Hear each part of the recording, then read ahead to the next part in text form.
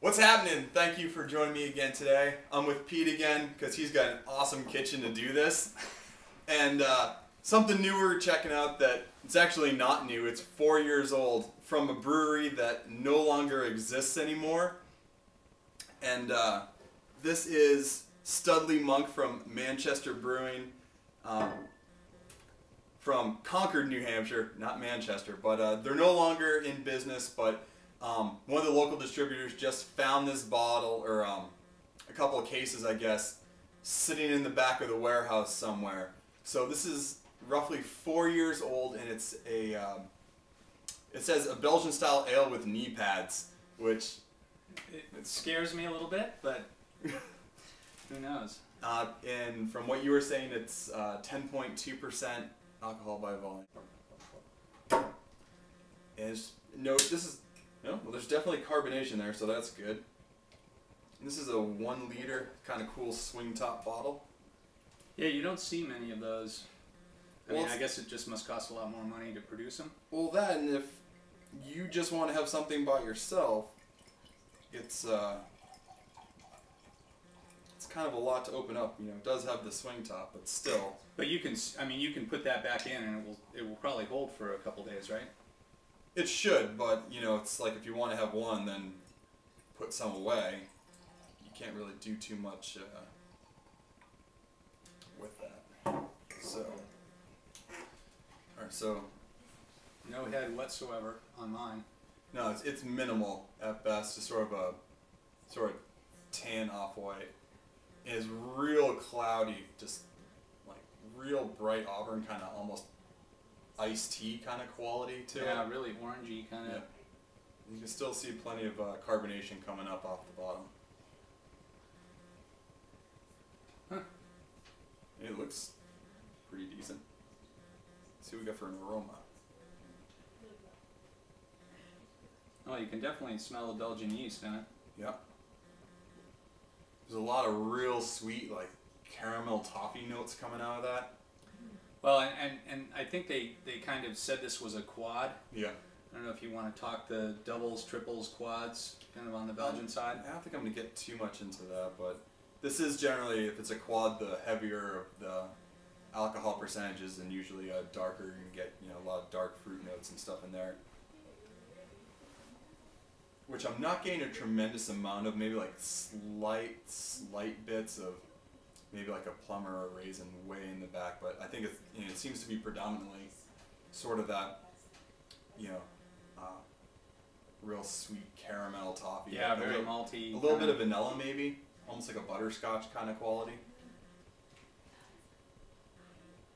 Yeah, I mean it reminds me of, you know, other quads like the St. Bernardus Stab 12 and stuff like that, kind of a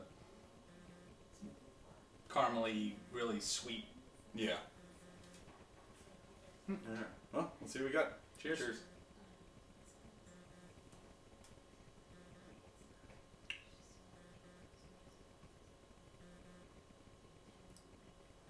Well, that's relatively smooth. You can't taste any of the alcohol for the 10.2% at all. It's not as sweet as I was expecting. No, it's definitely not as sweet as the nose. There's you know, the caramel I think really comes through on this. Yes, it's nice and mellow. I mean, I wonder how it would have tasted fresh. Probably not. I don't know. Yeah. Yeah, having something to compare it to would definitely be worthwhile, but since they're defunct, I guess that's sort of out of the question. It's very drinkable, though. You know, the carbonation's still really good in it. You know, it's got relatively decent mouthfeel. You know, it's interesting for a quad. You know, it's kind of in that middle, and as it finishes, it kind of gets almost like a thin taste to it. Do you get that at all? Yeah, it's not leaving much behind. No.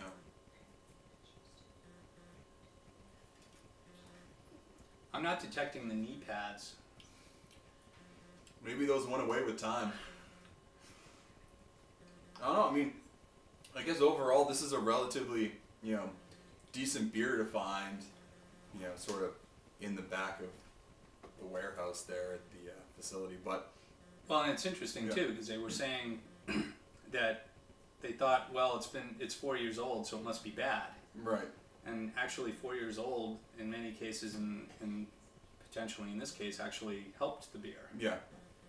I saw a couple of reviews of this before where people were saying, no, even with a year or two, it's still too hot, this and that. There's definitely no heat anywhere on this at all. I can't feel it really in the throat or anywhere like that.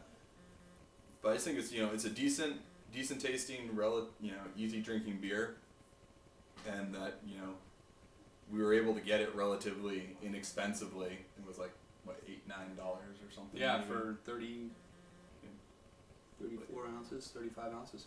Yeah, so, yeah. I think I'll probably pick up another bottle or two.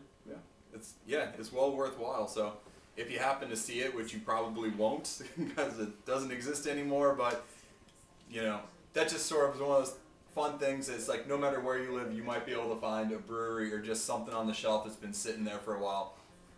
And it's definitely worth trying to pick up because at most, what are you out, $8?